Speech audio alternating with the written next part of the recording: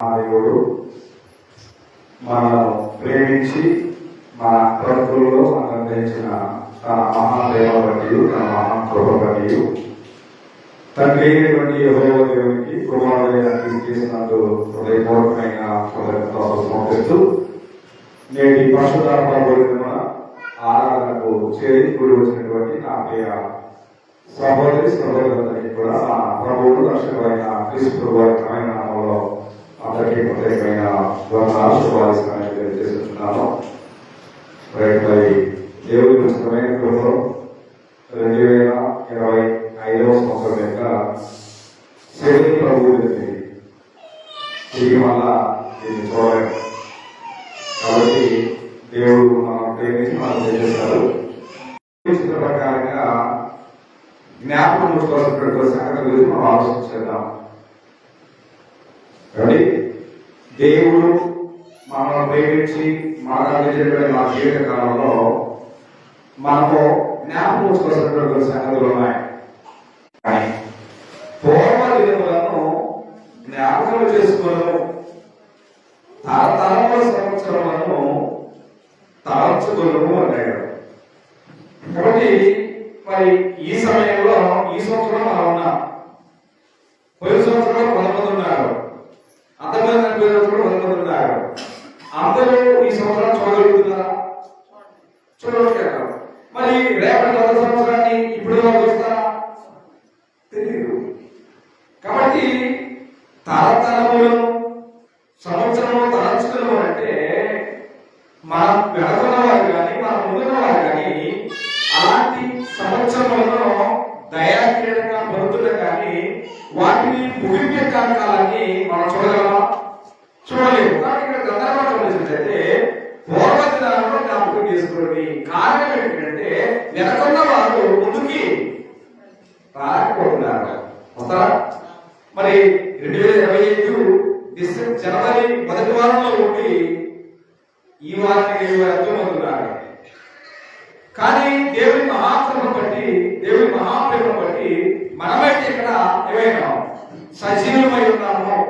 కాబట్టి వీటిని జ్ఞాపకం ఎందుకు ఉంచుకోవాలంటే కాలములను సమయములను దేవుడు తన స్వాధీనంలో ఉంచుతారు.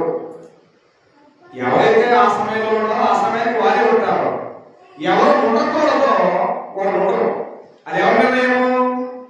దేవుడి నిర్ణయం. కాబట్టి ఇక్కడ సాధారణంగా అంటాడు నరుని ఆత్మ యెహోవా పెట్టినటువంటి దీపము అన్నాడు.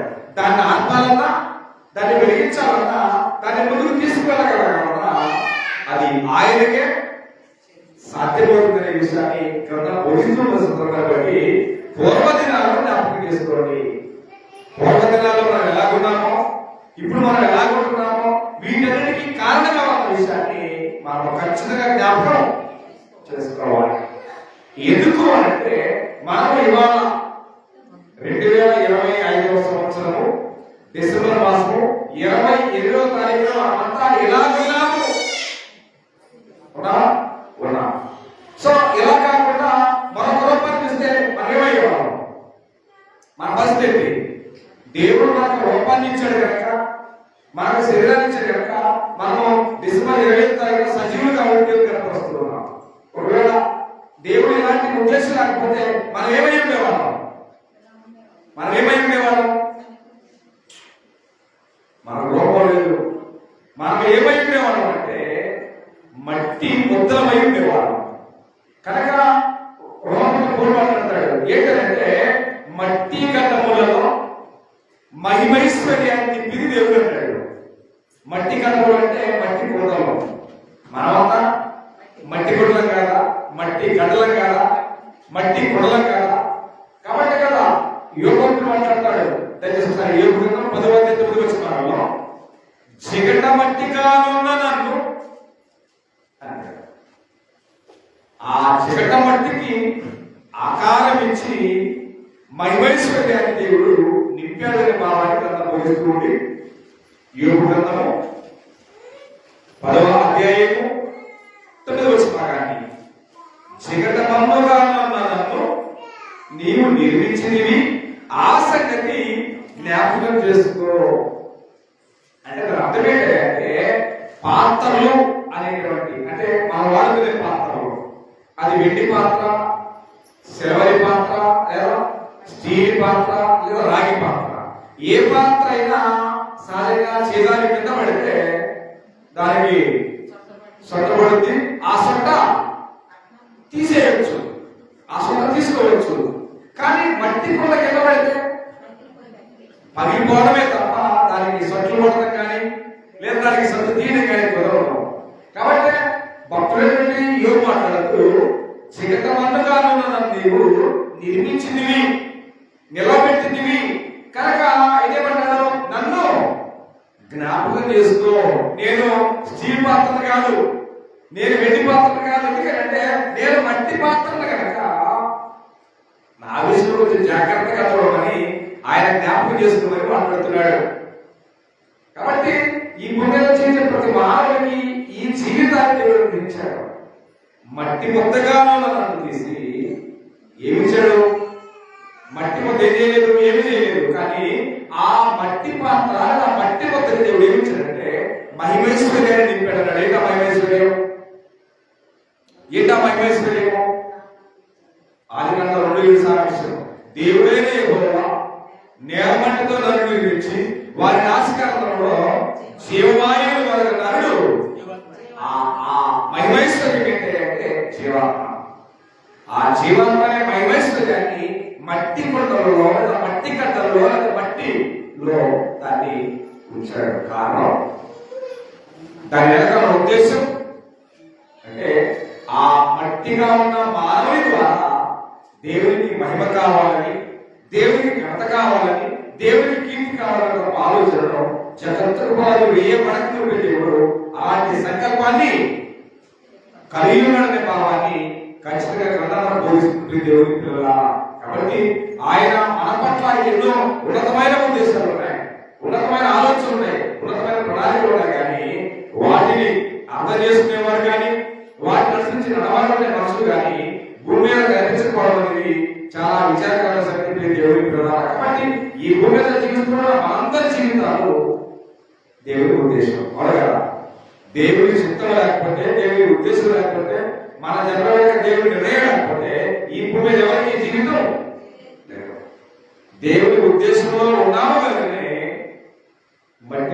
మట్టి తీసి మాకి మహిమేశ్వరుడు నింపి భూమి మీద బతకండి, జీవించండి, చలించండి, దేవుని మేరకు జీవించడం తప్ప ఆశీర్వాదం ఇచ్చి దేవుడి భూమికి నిలపగలిగాడు. లేకపోతే లేదు. కాబట్టి మన జీవితాల్లో దేవుడు ఎన్నో ఉన్నతమైన కార్యక్రమాలు చేస్తాం లేదా? ఎన్నో ఉన్నతమైనటువంటి కార్యక్రమాలు చేస్తూనే ఉంటారు. కానీ వాటిని జ్ఞాపకం చేసుకునేది ఎంతమంది జ్ఞాపకం చేసుకుంటారు? ఎంతసేపటికి మీరు పొందేదాకా పేరు కావాలి, పేరు కావాలి, దీవెన కావాలి, దీవెన కావాలి, లేదా ఆశీర్వాదం కావాలి చూసేవారు తప్ప ఆ ఆశీర్వాదం ఏదో ఆ పేరుతో పొందిన తర్వాత దేవుడిని మర్చిపోయి వారు ఉన్నారనే ఈ గ్రంథంలో ఈ మాట అయిపోయి ఒకసారి దినవృత్తాంత మొదటి గ్రంథం 16-11 చూస్తే దినవృత్తాంత మొదటి గ్రంథం 11వ అధ్యాయము, దినవృత్తాంత మొదటి గ్రంథం 16-11 ఆయన చేసిన ఆశ్చర్య కార్యములను జ్ఞాపకం చేసుకోండి. భూమి మీద మనిషి జీవితం ప్రారంభించిన నాటి నుండి ఈ లోకాన్ని విడిచిపెట్టే కాలగమనం వరకు మన జీవితంలో మనం ఊహించలేనటువంటి ఎన్నో మేలు, ఎన్నో అద్భుతాలు, ఎన్నో ఆశ్చర్యాలు దేవుడు జరిగిస్తూనే ఉంటాడు. ఎందుకు అంటే మొదటి మాట్లాడుతున్నాడు, ఇందులో గురించి దేవుడు తన్ను ప్రేమించు వారికి ఏమి సిద్ధపరిచాడో మానవుని కంటికి కనపడడం, మానవుని చెవికి వినపడడం, మనిషి హృదయానికి గోచరం కావు. అలాంటి ఉన్నతమైన మేలు, అలాంటి ఉన్నతమైన దీవెనలు, ఆశీర్వాదాలు, ఎన్నో ఆశ్చర్య కార్యక్రమాలు దేవుడు మన జీవితంలో జరిగిస్తూనే ఉంటారు. కానీ మనం ఏం చేస్తూ ఉంటామంటే మర్చిపోతూ ఉంటాం. కానీ మనం వచ్చా మర్చిపోకూడదు. జ్ఞాపకం ఉంచుకోండి అనే మాటకు అర్థం ఏంటంటే మర్చిపోకుండా ఎల్లప్పుడూ స్మరించడం అనే మాట చూసిస్తా ఉంటుంది. జ్ఞాపకం చేసుకోవడం అంటే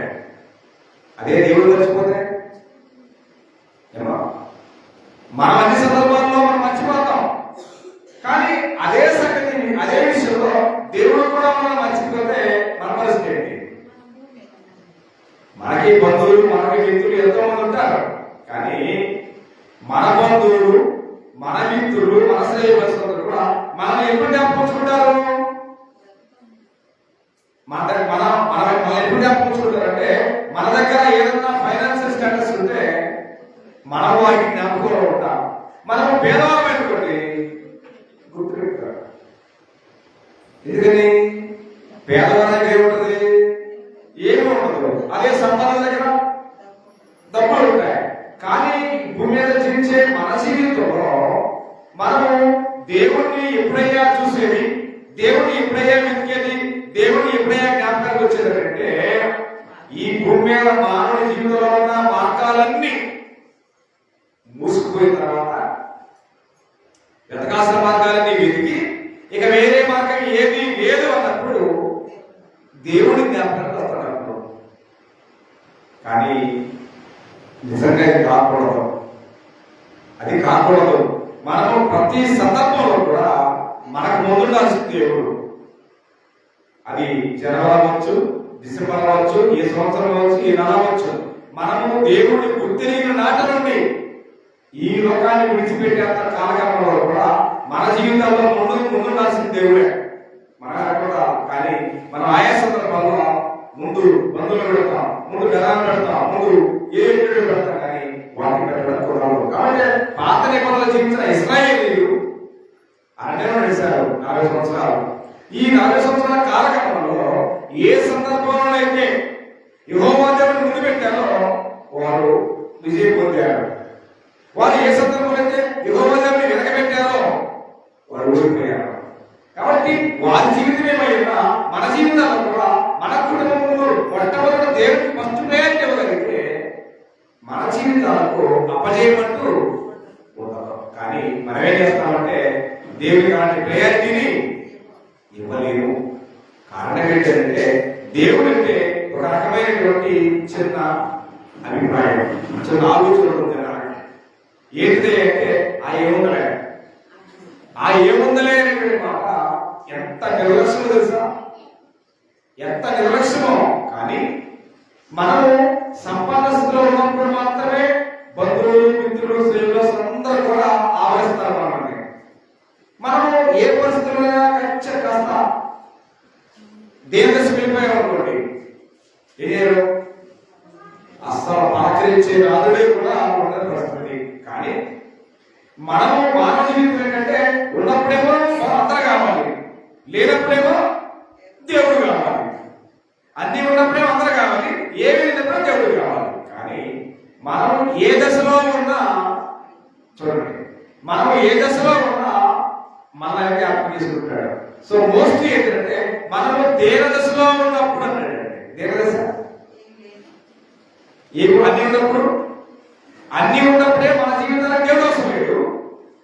ఏమి లేనప్పుడు దేవుడు కావాలి. అన్ని ఉన్నప్పుడే లోకం కావాలి మనకి, ఏమి లేనప్పుడు దేవుడు కావాలి. కానీ మనము అదే ఒకసారి కీర్తన గ్రంథము 136 కీర్తన భాగాన్ని చూడగలిగితే, కీర్తన గ్రంథము 136 కీర్తన 7 వచ్చిన భాగాన్ని గ్రంథం నుంచి గమనించినట్లయితే, కీర్తన గ్రంథము 136 కీర్తన 7 వచ్చిన భాగాన్ని 136 కీర్తన 7 వచ్చిన భాగాన్ని మనం గమనించినట్లయితే, మనము దేన దశలో ఉన్నప్పుడు ఆయన మనను జ్ఞాపకం చేసుకున్నాడు, ఆయన కృప నిరంతరం ఉండదు.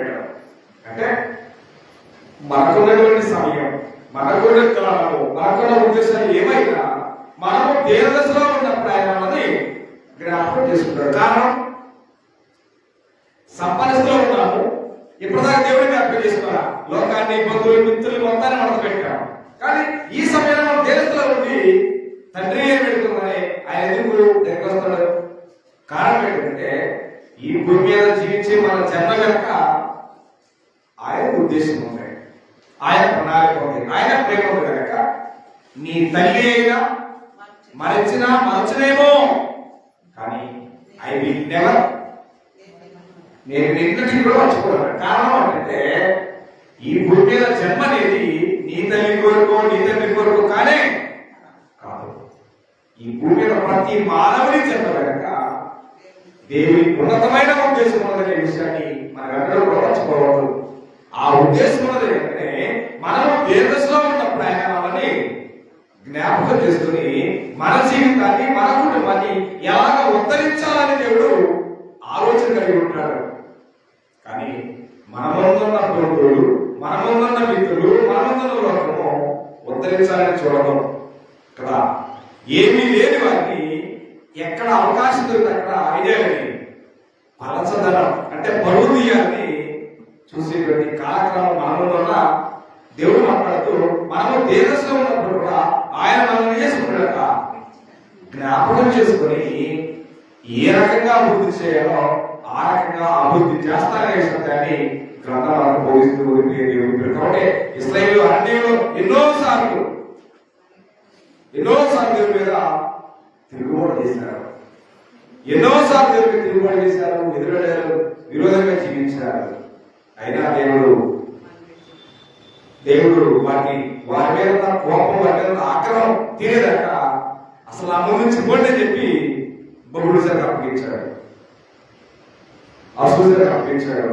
అయినా దేవుడు ప్రేమ వాత్సల్యత కలిగిన వాడాక మళ్ళా వారిని విడిపించి నాకు స్వకీయ జనం కావాలంటే నాకు ఇష్టమైన జనుగా బ్రతకండి దేవుడు ఎప్పటికప్పుడు అవకాశాన్ని ఇస్తూనే వచ్చాడు. ఆయన మనం ఏ దశలో ఉన్నా ఆయన మనం ఖచ్చితంగా జ్ఞాపకం చేసుకుంటూ ఉంటారు. కానీ మనమే జ్ఞాపకం చేసుకోం. డబ్బులున్నా, ఉద్యోగాలున్నా, ఆస్తులున్నా, అంతస్తులున్నా మనం పైకి వస్తాం, కింద చూడడం. కానీ మనకు ఏమున్నా ఏమీ లేకపోయినా, చూడండి, ఏమున్నా ఏమీ లేకపోయినా మన జీవితంలో ముందుండాల్సింది ఎవరయ్యా అంటే దేవుడు. ఆ దేవుడు అనేటువంటి వ్యక్తి మన జీవితాలు మొదటిగా ఉంటే మన జీవితాలు అది ఆ జీవితం యొక్క గమనం అనేది చాలా స్పైట్ డిఫరెంట్ గా ఉంటుంది. ఎవరి జీవితం దేవుడు ఉంటాడో ఆ జీవితాలు కూడా లోకానికి అనుగుణంగా బ్రతికేటువంటి చేస్తుంది. కాబట్టి మనం ఏ దశలో ఉన్నా ఆయన మనల్ని జ్ఞాపకం చేసుకుంటారనే మాట బోధిస్తుంది. అయితే ఆయన నిత్యము జ్ఞాపకం చేసుకునేవాడిని, ఆయన నిత్యము జ్ఞాపకం చేసుకునేది ఎవరిని? నిత్యము ఆయన జ్ఞాపకం ఎవరుంటారు? ఆయన నిత్యము ఆయన జ్ఞాపకులు ఎవరుంటారు? మనం లోకం ఉండదా, జల్లు ఉండదా అంటే ఆయన దృష్టిలో ఎవరైతే నీతిమంతులుగా ఉంటారో వారు మాత్రమే ఉంటారన్న సత్యాన్ని 112 కీర్తన ఆలోచన చూడబోతున్నాం ఈ సమయంలో. కీర్తనల గ్రంథము 112వ కీర్తన 6వ వచనంలో ఈ మాట ఈ రీతిగా వ్రాయబడింది. పరిశుద్ధ గ్రంథంలో కీర్తన గ్రంథము 112వ కీర్తన 6వ వచనం చదవబోతున్నాం ఈ సమయంలో. అట్టి వారు ఎప్పుడు కదిలింపబడరు, నీతిమంతులు నిత్యము జ్ఞాపకములో ఉందురు అన్నాడు. నిత్యము జ్ఞాపకంలో ఉండేది ఎవరై అంటే నీతిమంతులు. మరి గ్రంథానికి నీతిమంతులు ఉన్నారా? రోమపత్రిక 3:11 చూసినట్లయితే నీతిమంతుడు లేడు, ఒక్కడైనా లేడు అని చెప్పింది గ్రంథం. మరి నీతిమంతులు ఎట్లయ్యారు? నీతిమంతులు ఎట్లవుతారు?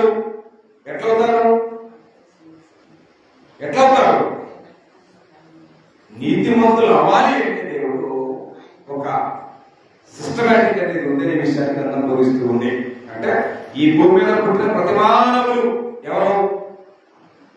ఈ భూమి మీద పుట్టిన ప్రతి మానవుడు జన్మందరూ కూడా పాపులే.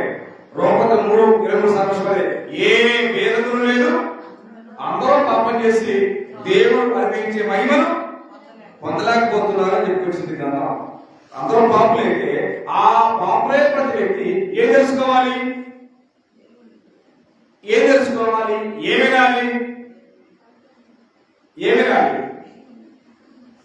పాపైన ప్రతి మానవుడికి కావాల్సింది సువార్త. పరిశుద్ధులైన ప్రజలు కావాల్సింది చెప్పండి. పాపులైన వారికి కావాల్సింది సువార్త, పరిశుద్ధులైన వారికి కావాల్సింది బోధ. పరిశుద్ధులకు బోధ కావాలి. అందుకోసమే పరిశుద్ధులకు ఒక్కసారి అప్పగింపబడిన బోధ నిమిత్తం మీరు పోరాడాలనే వాటిని యోధపత్రికలో మనం చదువుతూ ఉంటాం. పరిశుద్ధులకు అప్పగించబడేది బోధ, పాపులకు అప్పగించబడేది సువార్త. కాబట్టి ఆ బాధ్యత ప్రతిమానవుడు వినేరట సువార్తను వినాలి. ఏమని? నేను పాపినైతే నా పాపాల కొరకే క్రీస్తు వారు మరణించారు. నేను పాపినైతే కదా నా కోసం క్రీస్తు వారు మరణించారు, సమాధి చేయబడ్డారు, తిరిగి లేచారు అన్న సత్యాన్ని నమ్మాలి. అందుకోసమే కదా మార్క్స్ 14 సాక్షులు నమ్మి బాప్తిసం పొందినవాడు ఏమని నమ్మాలా? ఈ సంగతి నమ్మాలి. ఏమని? నేను పాపినైతే నా పాపాల కొరకే క్రీస్తు వారు మరణించారు, సమాధి చేయబడ్డారు, తిరిగి లేచారు అన్న సత్యాన్ని నమ్మి బాప్తిసం పొందితే ఏం చేయబడతాయి? ఏం చేయబడతాయంటే మన పాపాలు కడగబడతాయి అన్నాడు. కాబట్టి కడిగి వేసుకున్న వారే నీతిమంతులు. ఒకసారి కొరింథీయులకు మొదటి పత్రిక 6వ అధ్యాయం చదవబోతున్నాం ఈ సమయంలో. కొరింథీయులకు మొదటి పత్రిక 6వ అధ్యాయంలో ఈ మాట ఇది రాయబడింది. 6వ అధ్యాయం 11వ వచనం కానీ మీలో కొందరు అట్టివారై ఉంటిరి గాని ప్రభువైన యేసుక్రీస్తు నామమును మన ఆత్మ యందు మీరు కడగబడి పరిశుద్ధపరచబడిన వారై నీతిమంతులుగా తీర్చబడితిరి అన్నాడు. అంటే నీతిమంతులుగా ఉన్న మనము నిత్యము దేవుని జ్ఞాపకంలో మనం ఉంటామనే విషయాన్ని దాన్ని బోధిస్తూ ఉంది. అంటే ఈ భూమి మీద జీవించే ఏ మానవుడైనా పాపులుగా ఉన్నట్లయితే వారు దేవుని దృష్టిలో వారు దేవుని జ్ఞాపకంలో మనము ఉంటాం. మనము నీతిమంతులమై ఉండగలిగితేనే మనం నిత్యము దేవుని జ్ఞాపకంలో మనం ఉంటాం.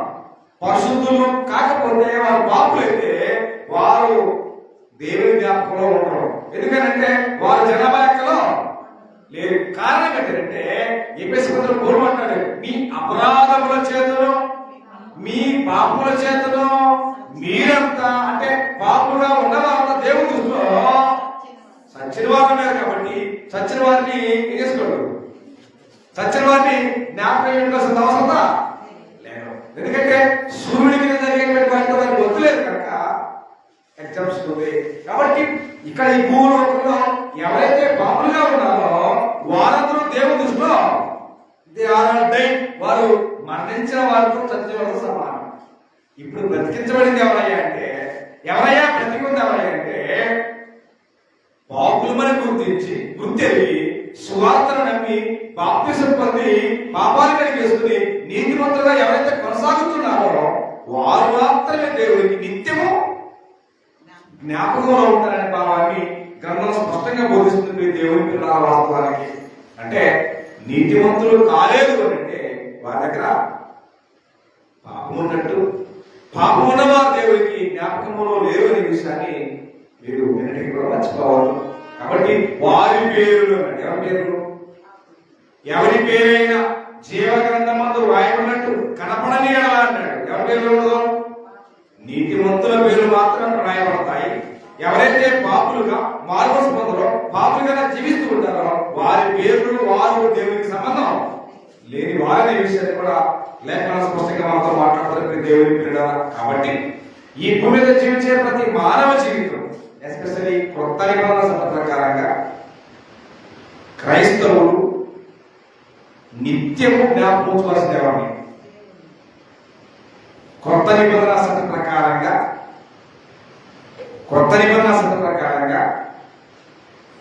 ప్రతినిత్యము మనం జ్ఞాపకం చేసుకోవాల్సిన దేవుని.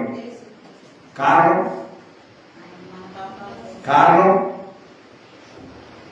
పాపాలు అనేదే కాదు ప్రాముఖ్యం, ఆ ప్రస్తావన గురించి పౌలు 2 పత్రికలో మాట్లాడారు. నేను జ్ఞాపకం చేస్తాను. ఒకసారి తిమోతికి రాసినటువంటి 2వ పత్రిక 2వ అధ్యాయం 8వ వచనం మొదటిగా చదివితే మనకు అర్థమవుతుంది. తిమోతికి రాసిన 2వ పత్రిక 2వ అధ్యాయము 8వ వచనం చదవబోతున్న మనం ఈ సమయంలో. తిమోతికి రాసిన 2వ పత్రిక 2వ అధ్యాయం 8వ వచనం నా సువార్త ప్రకారము దావీదు సంతానములో పుట్టి మృతులలో నుండి లేచిన యేసుక్రీస్తును జ్ఞాపకం చేసుకోవాలన్నాడు. ఆయన ప్రపంచం అనేది పుట్టుకొరకే నిన్నదాకా అగ్రహారం అట్టుడికింది. దేనికి? యేసుక్రీస్తు జననం గురించి, ఏమండి, జననం గురించి ఎంతో ప్రస్తావన నేటి వరకు నిన్న వరకు లోకం చేస్తుంది. కానీ ఆయన దావీదు సంతానంలో పుట్టి మృతులలో నుండి లేచిన అన్నాడు. లెగటం వల్ల జరిగినటువంటి ఘనమైన పని చెప్పండి. యేసుక్రీస్తు లోకంలో పుట్టడం ద్వారా ఏం జరిగింది? లోకానికి ఏం జరిగింది చెప్పండి. యేసుక్రీస్తు లోకంలో పుట్టడం ద్వారా లోకానికి జరిగినటువంటి ఘనమైన పని చెప్పండి. ఒక పని చెప్పండి. ఏమండి, యేసుక్రీస్తు ఈ లోకంలో పుట్టడం వలన లోక సంబంధంగా భౌతిక సంబంధమైన కారణం ఏంటంటే కాలం అనేది రెండైంది. కాలం అనేది రెండైంది. క్రీస్తుకు పూర్వము, క్రీస్తు శకం అనేది లోక ప్రకారంగా ఆ వ్యత్యాసం మనకు కనబడుతూ ఉండొచ్చు. కానీ యేసుక్రీస్తు మరణించి సమాధి చేయబడి తిరిగి లెగడం వల్ల క్రైస్తవులు జరిగిన మేలు చెప్పండి. క్రైస్తవులు జరిగిన ఘనమైన మేలు చెప్పండి. ఆ ఘనమైన మేలు పౌలు మాట్లాడుతున్నారు. ఎఫెసీయులకు రాసిన పత్రిక 2వ అధ్యాయం 10-11 వచనాలు 11-12 వచనాలు చదువుతున్నాం ఈ సమయంలో. ఎఫెసీయులకు రాసిన పత్రిక 2వ అధ్యాయము 11-12 వచనాలు. కాబట్టి మునుపు శరీర విషయంలో అన్యజనులై ఉండి శరీరమందు చేతితో చేయబడిన సున్నతి గలవారబడిన వారి చేత సున్నతి లేని వారబడిన మీరు ఆ కాలమందు ఇశ్రాయేలుతో సహపౌరులు కాక పరదేశులను, వాగ్దాన నిబంధన లేని పరజనులను, నిరీక్షణ లేని వారు, లోకమందు దేవుడు లేని వారై క్రీస్తుకు దూరస్తులై ఉంటుందని మీరు జ్ఞాపకం చేసుకుని ఆయనను మునుపు దూరస్తులైన మీరు ఇప్పుడు క్రీస్తు యేసునందు క్రీస్తు రక్తం వలన సమీపస్తులై ఉన్నారు అన్నాడు. అంటే యేసుక్రీస్తు ఈ లోకానికి వచ్చి మనందరి పాపాల మరణించకపోతే, ఆయన సమాధి చేయబడకపోతే, పునరుద్ధరణ లేకపోతే మనకెవరు లేదు.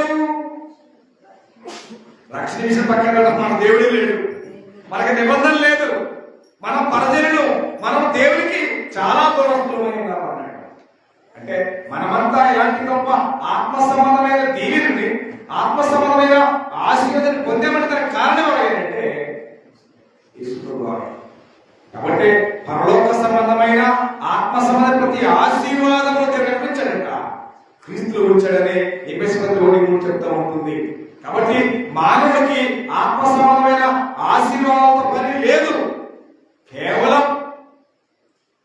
భౌతిక సంబంధమైనటువంటి ఆర్భాటాలతో మాత్రమే ప్రపంచంలో ముందుకు వెళ్ళడం తప్ప మరో వేరే కారణాలు కాదు.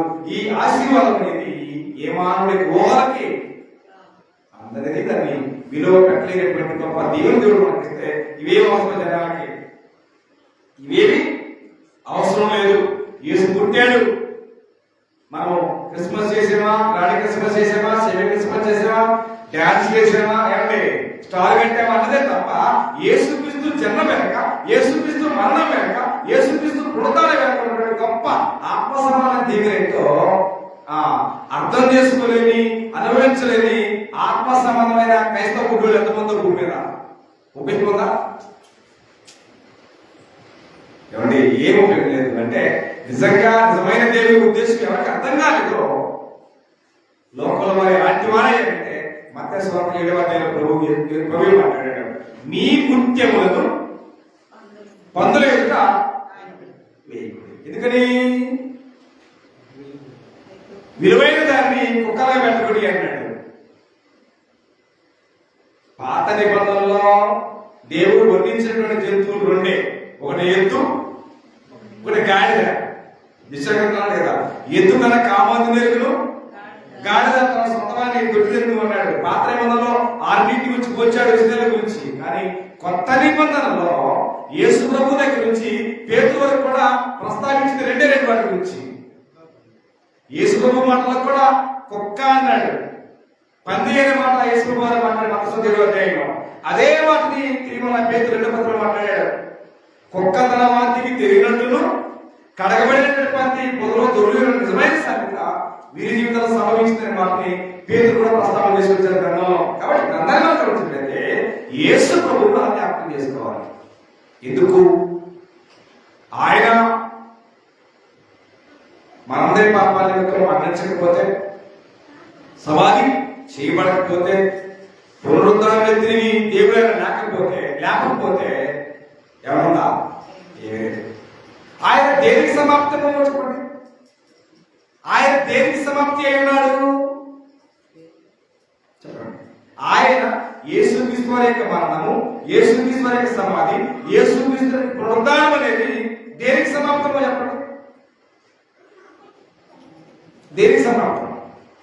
మనం మరికొద్ది అంటే విత్ ఇన్ 3 days 3 దినాల్లో మనం సమాప్తి చేస్తాం. దేన్ని? 2025వ సంవత్సరం అనేటువంటి సంవత్సరాన్ని మరొక 3 దినాల్లో గుడ్ బై చెప్పే చేస్తాం. దానిపై కూడా చూడడం. అలాగనే యేసు ప్రభు వారు మరణం ద్వారా, సమాధి ద్వారా, పునరుద్ధానం ద్వారా దేనికి సమాప్తమై చెప్పండి. ఆయన దేనికి సమాప్తి? ఆయన మాటలో కూడా ఉంది.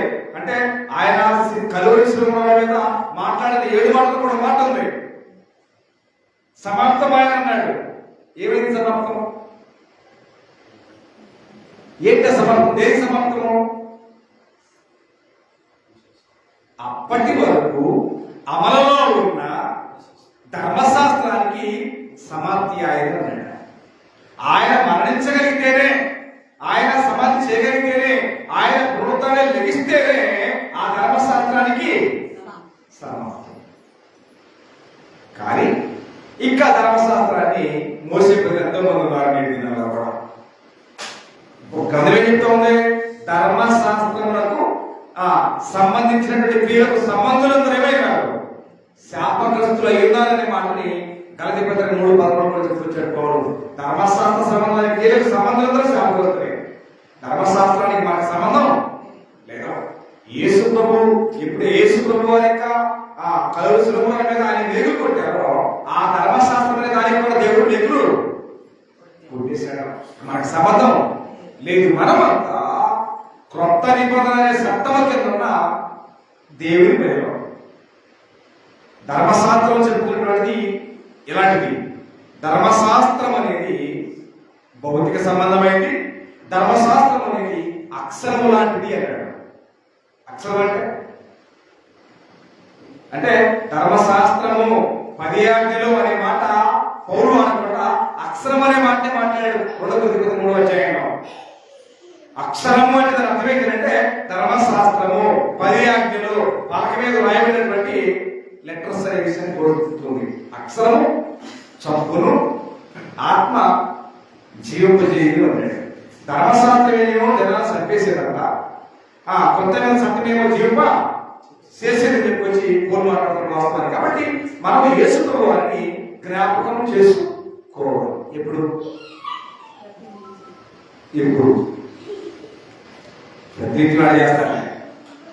ఆదివారం కష్టమైపోవాలా?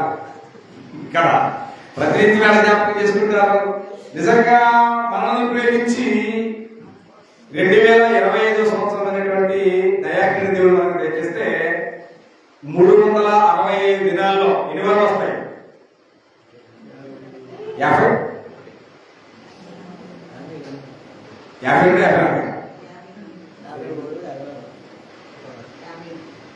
సార్ 52, 53, 54 సార్ ఎన్నెన్నో చూడాలండి. ఈ 2025వ సంవత్సరం అనేటువంటి దయా కిరీటం నింపబడిన మనం యేసు కుమారుని జ్ఞాపకం చేసుకునేటువంటి ప్రభు దినమున ఎన్ని దినాలు ఎన్ని దినాలు మనం బయటికి వెళ్ళాం? ఎన్ని ప్రభు దినాలకు మనం దూరంగా ఉన్నాం అనే ప్రశ్న ఖచ్చితంగా ఇవాళ తెలుసుకోవాలి. ఎన్ని ప్రభు దినాలకు మనం దూరంగా ఉన్నాము అనే లెక్క అజయ్ అనే వాడికి అవసరం లేదు. అవసరమా? నాకేం అవసరం లేదు. కానీ లెక్క అడిగే దేవుడు ఉన్నారనే విషయాన్ని మాత్రం ఎవ్వరూ మర్చిపోవద్దు.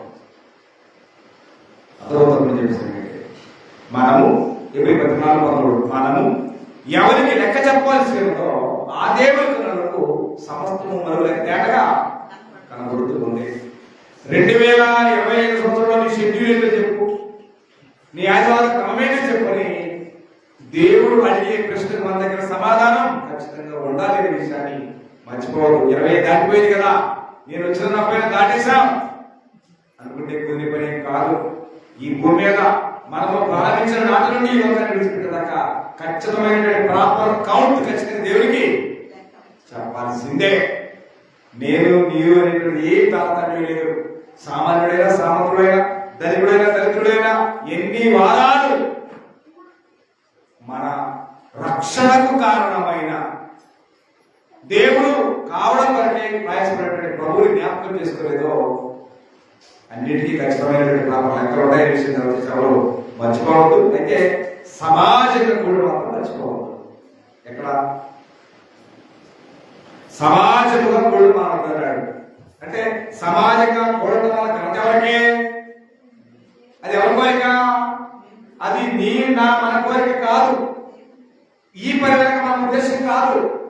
ఇది ఎలా వచ్చినంటే జగత్తుకు పునాదులు వేయబడక మునిపే మీరు నాకు పరిశుద్ధమైన జనంగా ఉండాలి, రాజులైన యాజకుల సమూహంగా ఉండాలి, క్రీస్తు సంఘంగా ఉండాలి అనేది దేవుని కోరిక, దేవుని ఉద్దేశం. ఆ ఉద్దేశం అంటే సమాజంగా అనుకుంటా మానక అన్నాడు. మానకంటే అర్థమేంటి అంటే సమాజంగా కూడా మానకుండా మీరు ఖచ్చితంగా రెగ్యులర్ గా ప్రతి ఆదివారం ఎవ్రీస్ అంటే ఖచ్చితంగా తప్పకుండా ఆదివారం కావాలని దేవుడు కోరుతున్నాడు. కానీ మనం ఏం చేస్తామంటే ఆదివారమే పనిపెట్టుకుంటాం. కారణం ఆదివారమే పనిపెట్టుకుంటాం. కారణం ఏంటంటే పబ్లిక్ హాలిడే కాబట్టి. అంటే సోమవారం నుంచి శనివారం వరకు కూడా మనం చేసుకునే పనులే ఆదివారం కూడా మనయ్యే. అది మన లెక్క. సోమవారం నుంచి శనివారం వరకు సాగు మనకి. అంటే మనం పనిచేసుకునే దినాల్లో మాత్రం సెలవు పెట్టాం. కారణం జీతాలు కొట్టవుతాయి, పని పోతే డబ్బులు పోతాయని చెప్పి సోమవారం వరకు శనివారం వరకు ఎక్కడక్కడ రాజీ పడకుండా పనికి వెళ్ళేవాడు పనికెళ్తారు, ఉద్యోగం చేసిన ఉద్యోగం చేస్తారు. కానీ ప్రభువు అని చెప్పామే అది మాత్రం కనపడింది పెద్దగా స్క్రీన్ మీద. ఈ రోజు ఎలా అయిపోతుంది అని ఎవరికి చెడగొప్పలు పెడతాం మనం? దేవుడికి. ఆ దేవుడే నీకు ఆయుష్కారం ఇవ్వకపోతే ఆదివారం సెలవు పెడతా, సోమవారం పనికి అంటావా? అంటావా? దేవుడు ఆయుష్కాలం ఇచ్చాడు కాబట్టి దేవుడు అంటే జనాలకి ఆయుష్ ఎక్కువ. ఆ ఆయుష్కాలం దేవుడు ఇవ్వకపోతే నువ్వు మట్టి మొత్తం విషయం నీకు తెలిసినా సరే మనం దేవుడు అంటే దేవుడి పని అంటే ఎంతో నిర్లక్ష్యం. ఆ నిర్లక్ష్యం వల్ల నష్టపోయేది మనమే, ఎవరో కాదు. ఎంత నిర్లక్ష్యం అయితే మనకు ఉంటుందో అంత నిర్లక్ష్యం దాన్ని తగిన విధంగానే నష్టం కూడా ఉంటుంది. సెలవు నేను ఇవాళ ఆదివారం అనేసి అడవి పనికి వెళ్ళి వేరే వచ్చినందుకోవచ్చు, కానీ దానికంటే రెట్టింపు నష్టాన్ని ఖచ్చితంగా పొందాలి. అది ఇవాళ మనకేం అర్థం కాదు. ముందు వెళ్ళే సమయానికి అర్థం అవుతుంది. నిజంగా దేవుణ్ణి, దేవుని పనిని, దేవుని ఆరాధనని, దేవునికి మహిమ ఇవ్వాల్సినటువంటి ఏ పరిస్థితుల్లో ఏ క్రైస్తవుడు నిర్లక్ష్యం చేసినా దేవుడు ఊరుకునేవాడు కాదు, ఆయన మాట్లాడేవాడు కాదు, ఆయన చూసేవాడు కాదు.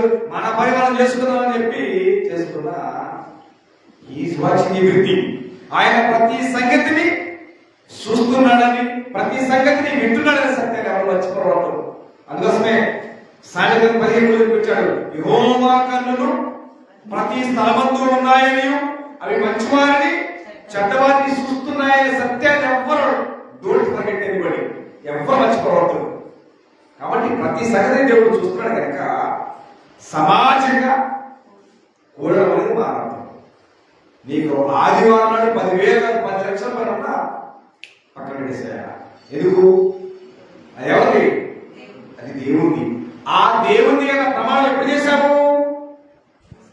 నేను ప్రతి ఆదివారం క్రమం తప్పకుండా వస్తానని నువ్వు ఎప్పుడైతే నీళ్ళలో ఉండడానికి సిద్ధపడావో అది నీ ఖచ్చితమైన కమిట్మెంట్. ఎప్పటిదాకా?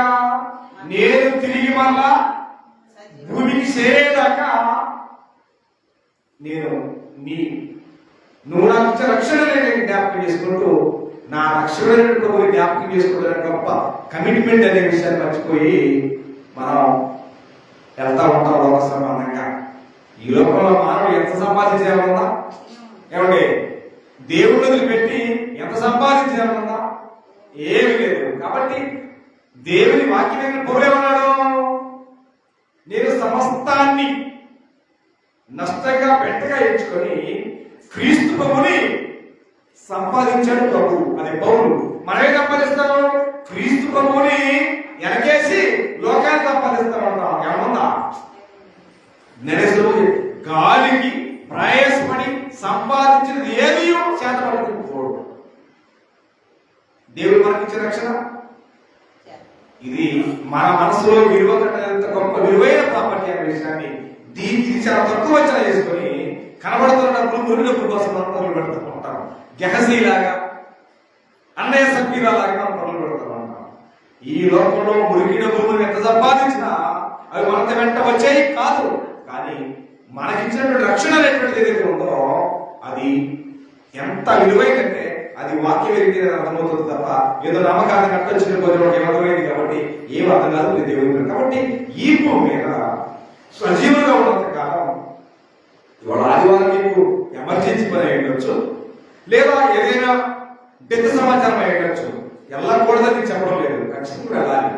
కానీ ఆ వెళ్ళేటువంటి ఊర్లో కానీ ఆ వెళ్ళేటువంటి మనపంచంలో కానీ ఎక్కడైనా స్థానిక సంఘాన్ని ముందు వీల్చేయి ఆ పని ముగించుకొని నువ్వు పెళ్లికి వెళ్తావు, మరణానికి వెళ్తావు, విందుకు వెళ్తావు, విడుదలకు వెళ్తావు వెళ్ళు. కానీ ఇక అదే కాదు చూపించి నువ్వు ఆరాధనకి అపస్టాపడం అనేది క్వైట్ రాంగ్ అనమాట. అది దేవుడు దాన్ని సహించడం. నువ్వు వెళ్ళాలి, వెళ్ళి ఇబ్బంది లేదు. కానీ ఆ ప్రాపర్ వేలో మార్గంలో ఉన్నటువంటి సంఘాన్ని, ఏదో సంఘం కాదు, క్రీస్తు ప్రభు సంఘాన్ని ముందే రీచ్ అవుట్ చేసుకొని అక్కడ చేరి సంఘంతో కలపాలనేది దేవునికి ఆలోచన. కానీ మనం ఏం చేస్తామంటే ఆ ఏదో అనేది పక్కకి వెళ్ళి కుదరదు. ఎందుకంటే నువ్వు దేవుని కుమార్తె అయితే దెయ్యా కుమార్తెతో నీకు పని లేదు.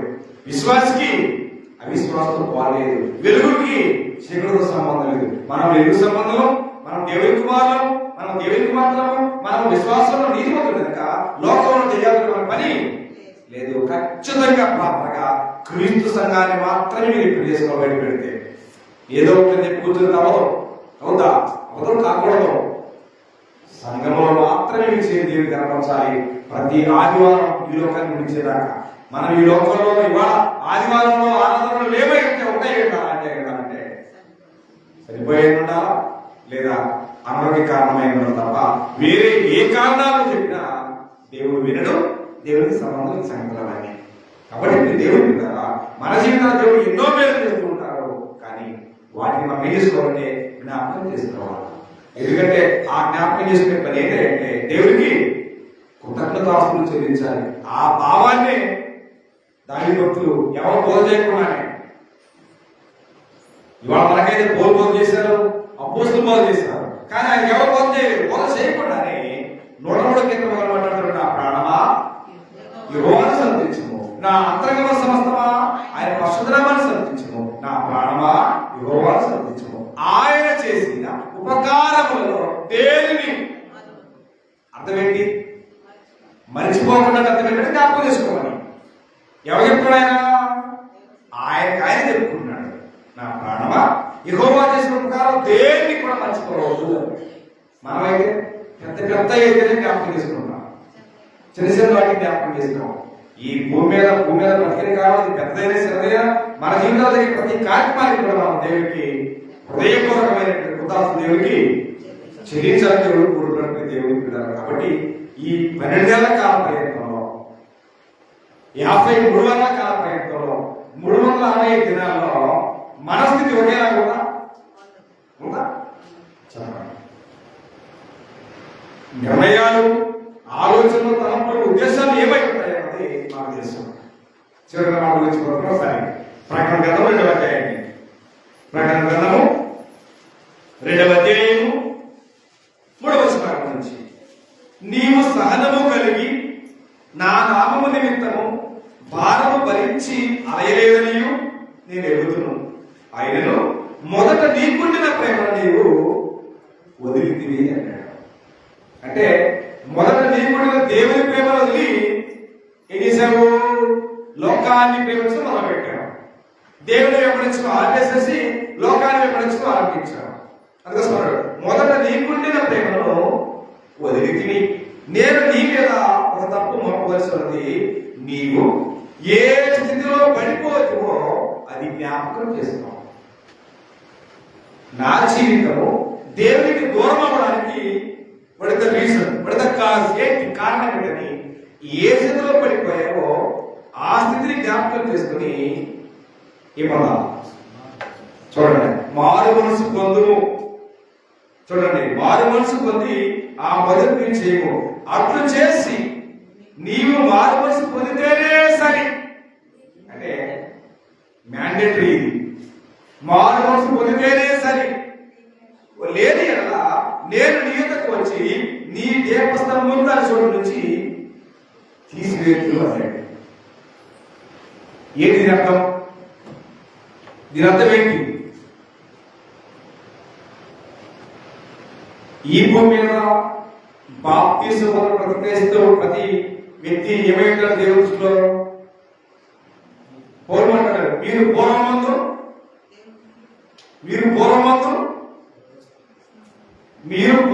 చీకటి అయింది, ఇప్పుడు ప్రభునందు వెలుగై ఉన్నారు అనే మాట ఎఫెసీ పత్రిక 5వ అధ్యాయంలో మాట్లాడారు. పౌలు మాట్లాడారు. అంటే బాప్తిస్మం పొందిన ప్రతి వ్యక్తి వెలిగి సంబంధంలో వెలిగించబడ్డారు. కాబట్టి కదా మనం ఎన్ని కలిసిన ఏది కీర్తనలో ఆరిపోయిన నా ఆత్మదీపము అన్నాడు. ఆరిపోయిన నా ఆత్మదీపము వెలిగించము నీ ప్రేమతో మనం పాట పాడతాం. సో ఇప్పుడు ఎవరైతే బాప్తిస్మం పొందారో వారి ఆత్మదీపాన్ని వెలుగుతానే ఉన్నాయి. కానీ వెలుగుతానే ఉన్నాయని చెప్పుకొని మనం అప్పుడప్పుడు రాంగ్ స్టెప్ వేస్తా ఉంటాం. అందుకోసం ఏ స్థితిలో పడిపోయామో, అంటే ఏ బలహీనతలో దేవునికి దూరమై లోకానికి దగ్గరయ్యామో ఆ స్థితిని గురించి ఒక్కసారి జ్ఞాపకం తెచ్చుకొని మారు మనసు పొందితే సరి. మారు మనసు పొందకపోతే వెలిగించిన ఆత్మదీపాన్ని నేనక ఆర్పేస్తాను దేవుడు వాక్య ప్రకారం ఖండితంగా చెప్పిస్తున్నారు. కాబట్టి దేవుని ద్వారా వెలిగించబడతామనేది ప్రాముఖ్యం ఏంటో ఆ వెలిగించబడిన దీపాన్ని ప్రొటెక్ట్ చేసుకోవడం, కాపాడుకోవడం కూడా చాలా ప్రాముఖ్యమైనది వాళ్ళ. కానీ చాలా మంది బాధ్యతాయుతంగా క్రైస్తవులు బ్రతుకుతున్నారు, కానీ నిజమైనటువంటి బాధ్యతని కలిగి లేరన్నది వాస్తవమైన దేవుని. కాబట్టి మనందరి జీవితాలు దేవుని ప్రేమ చేత వెలిగించాడు. ఆ వెలుగుతున్న దీపాలు వెలుగుతూనే ఉండాలి తప్ప ఈ లోకాన్ని విడిచేదాకా మన ఆత్మదీపం వెలుగుతూనే ఉండాలి. కానీ చెప్తున్నాడు, ఒకవేళ మీకు బాధ్యత ఏమైనా ఉండొచ్చు, అందుకోసమే మొదట నీకుండిన ప్రేమను వదిలితివి అన్నాడు. ప్రారంభంలో బాప్తిస్మం ఆలోచన వేరు, ఉద్దేశం వేరు, సంతోషం వేరు. కానీ బాప్తిస్మం కాలం గడుస్తున్న వాళ్ళని మనకేమవుతుందంటే దేవుని మీద, దేవుని వాక్యం మీద, భక్తి మీద ప్రేమ తగ్గిపోతా ఉంటుంది, లోకం మీద ప్రేమ ఎక్కువ అవుతూ ఉంటుంది. నష్టపోయేవాడు. కాబట్టి కాలాలు మారచ్చు, నెలలు మారచ్చు, వారాలు మారచ్చు, కానీ క్రైస్తవుల జీవితంలో ఉన్న భక్తి ఎప్పుడు కూడా మారకూడదు. నేను ఏమైపోయినా అది కేవలం నీకోసం విషయంలో మనం కూడా సాక్రిఫైస్ చేయాలి. మనకు కూడా అంటే క్రైస్తవుడికి కోరికలేవా? అనేకమైన కోరికలు ఉంటాయి. ఎందుకంటే సహజంగా మానవుడు పుట్టిన ప్రతి వ్యక్తి కూడా సహజంగా కోరికలు ఉంటాయి కదా. కానీ లోకంలో ఉన్న వాళ్ళలాగా మనకు కూడా మన కోరికలేగా ఎక్స్పోర్ట్ చేయడానికి మనకు అధికారం లేదు. దాన్ని ఏమంటే క్రైస్తవులకి ఏం కావాలంటే ఆశా నిగ్రహం కావాలి. ఏం కావాలి? ఆశా నిగ్రహం కావాలి. రోడ్డు మీద పెడుతున్న వ్యక్తి మంచి జనశక్తి దొరికింది అనుకోండి, లోకంలో దేవుని ఎరగిన వారైతే కోస్తారు. దేవుని దగ్గరికి మీరేం చేయాలా? తినాలని ఆశ ఉండొచ్చు, కానీ ఆ నా కోరికని చంపేసుకోవాలి. ఆశ అంతే తప్ప వాళ్ళు చూసే దేవుడు కొంత అర్థమేంటి, నీ దగ్గరే లేదు, ఆ స్టెబిలిటీ లేదు. కాబట్టి ఈ లోకంలో ప్రతి జనాలు బతికినట్టుగా మన బ్రతకడానికి మనకు అధికారం. ఎందుకంటే నీవు కానీ నేను కానీ మనం మన సొత్తు. మీరు విలువ పెట్టి కొన్నారు. విలువ పెట్టి కొన్నప్పుడు ఎదురు తిరుగుతా. మీరు కొన్న ఫ్యాన్ 1000 రూపాయలు పెట్టుకుని కొన్నారు, అది ఏసీ కొన్నారు, అది ఎక్కువ కొన్నారు, అది మీ మీద ఎదురుపడిస్తుందా? ఏం జరగను అన్నదా? మనం దొరుకునే పని నుండి మాత్రం మనకు అనుకోని పని చేయాలి. దేవుడు మనల్ని కొట్టే మనం మాత్రం దేవుడి మీద తిరుగుబాటు చేయాలి. న్యాయం అంటారా? న్యాయం కాదది.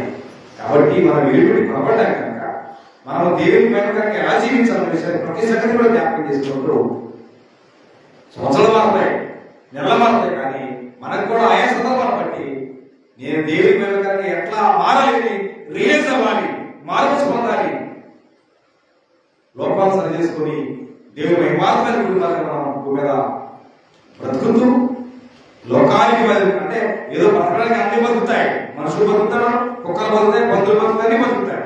కానీ బ్రతుకుతున్నామనే పేరు కాదు, మన బ్రతుకు లోకానికి మాదిరికరంగా ఉండాలా, మన బ్రతుకు దేవునికి మహిమకరంగా ఉండాలా, మన బ్రతుకు మన కుటుంబానికి దీవెనకరంగా ఉండాలి. దర్శకాన్ని అది మానవ జీవితం అంటే. అదే తప్ప ఏదో బతుకుతున్నాం అనుకుంటే బతుకుతున్నాయి ఉపయోగం. కాబట్టి నిజమైన క్రైస్తవుడు అందుకోసం మీరు లోకమైన వెలుగై ఉన్నారు అన్నాడు. ఏడ వెలుగు? మన వ్యాధి కష్టంలో జీవితాన్ని మీరు లోకాన్ని ఉప్పుకున్నాడు. ఏడన్నా మాధుర్యం ఉందా? ఏడ. కాబట్టి క్రైస్తవుడు నామమాత్రంగా బ్రతకడానికి ఎవరు ప్రయత్నం చేయొద్దు. ఉంటే వెచ్చగా ఉండండి, ఎక్కడ చల్లగా ఉండండి. నిలువెచ్చని జీవితం ప్రమాదం కనుక వచ్చేసి 2025వ సంవత్సరం యొక్క చివరి ప్రభు దినము, చివరి ప్రసంగం. కాబట్టి ఈ జీవితం ఈ సమయంలోనైనా మనం రియలైజ్ అయ్యి మార్చుకోండి. దేవుడు మాకు అందించిన నూతన సంవత్సరంలో దేవునికి మహిమకరంగా, లోకానికి మాదిరికరంగా, మన కుటుంబాలకు మాదిరికరంగా దీవెనకరమైన జీవితాన్ని జీవించాలని ప్రభు పేరు బట్టి నన్ను హెచ్చరించుకుంటూ ప్రేమతో ముందు హెచ్చరిస్తూ ఈ అవకాశం కలిగినటువంటి దేవుడికి హృదయపూర్వకమైన కృతజ్ఞతలు పంపిస్తూ ఇటీవలగా నేను అందరికీ కూడా ప్రత్యేక తెలియజేస్తూ నా మాట చూపిస్తున్నాను. అందరికీ వందనాలు.